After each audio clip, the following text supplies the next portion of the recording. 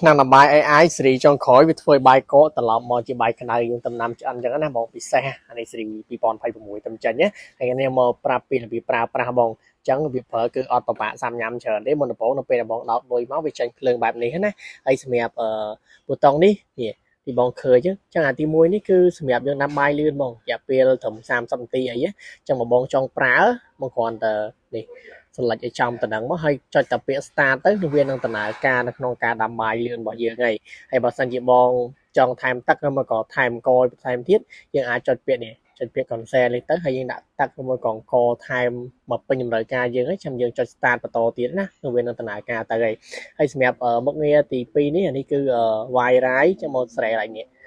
ចុច menu វិញវាលោតចូលមកវាយរាយហើយវាយរាយនេះគឺមុខងារនៅក្នុងការដាំបាយអង្គពណ៌សយើងទូទៅហ្នឹងហើយរយៈពេលនេះគឺ50នាទីចាំបងចង់ប្រើ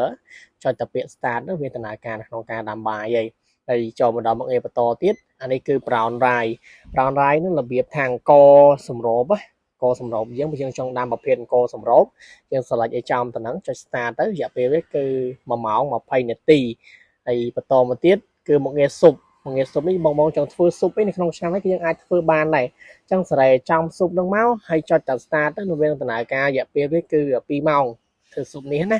ហើយបន្តមកទៀតគឺ porridge អានេះមុខងារនៅក្នុងការបបរបើយើងចង់បបរអីយើងចុចស្រែចំ porridge នឹងមកហើយចុច start ទៅវាដំណើរការទៅហើយបន្តមកដល់ទៀតអានេះគឺមុខងារ steam គឺជាមុខងារនៅក្នុងការយើងចំហុយយើងចង់ចំហុយយើងចង់កម្ដៅចង់អីណាអានឹងមុខងារ steam ហ្នឹងហើយចាំបងអាចធ្វើការចំហុយចុចស្រែចំតំណឹងមកហើយចុច start ទៅវាដំណើរការទៅរយៈពេលគឺ30នាទីហើយបន្តទៀតនេះមុខងារពិសេសជាងគេនៅក្នុងឆ្នាំងនេះណាមុខងារពិសេសគឺ reheat ហ្នឹងហើយវាធ្វើឲ្យបាយកកត្រឡប់មកដូចជាបាយក្តៅដែលយើងដំណាំឆ្អិនអញ្ចឹងណាហើយខ្ញុំតែឃើញឆ្នាំងនេះតម្លៃធូរតែមានមុខងារហ្នឹងណាបងចង់ប្រើប្រាស់យើងចុចឲ្យចំតំណឹងមកហើយចុច start វាដំណើរការទៅបងគឺអែមខ្លាំងមែនតើណាហើយសម្រាប់មុខងារ delay start នេះមានន័យថាអានេះគឺជារយៈពេលដែលបងអាចកំណត់បានឧទាហរណ៍ថាបងចង់ឲ្យបាយហ្នឹងរយៈពេលឧទាហរណ៍1ម៉ោងឬមួយក៏ប្រហែលម៉ោងនេះបងអាចបន្ថែមបន្ថយតាមនឹងបានទៀតណាឧទាហរណ៍បងចង់ឲ្យវារយៈពេល2ម៉ោងកន្លះឬមួយក៏1ម៉ោងកន្លះ1ម៉ោងអីក្រោយបាយនឹងឆ្អិនបងអាចធ្វើការសេរីតាមនឹងបានទៀតគ្រាន់តែចុចពាក្យ delay នេះទៅហើយចុចពាក្យ start ទៅដល់នាទីវានឹងធ្វើការកំណត់ដាំបាយរបស់យើងតាមនឹងហើយតាមយើងសេរីអញ្ចឹងណាហើយចង់ cancel ចុចកន្លែងនេះវិញមកហើយបើសិនជានៅពេលដែលបងចម្អិនបាយចម្អិនអីហើយនោះឆ្នាំងដាំបាយនេះនឹងវាលោតចូលពាក្យ keep warm មានន័យថា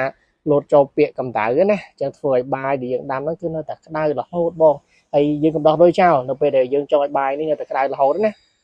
យើងកុំដោះដូចចោលយើងដោះដូចឲ្យជាប់ចឹងទៅវានឹងកម្ដៅបាយយើងបានរហូតបងនេះគឺជារបៀបប្រើបងអត់មានប្របាអីទេគឺងាយស្រួលមែនតើអញ្ចឹងសម្រាប់បងដែលអត់ចេះប្រើឬមួយក៏ចង់កំងឆ្នាំងដាំបាយនេះអីអាចតាក់ទងមកបានមករបៀបប្រើគឺងាយៗចឹង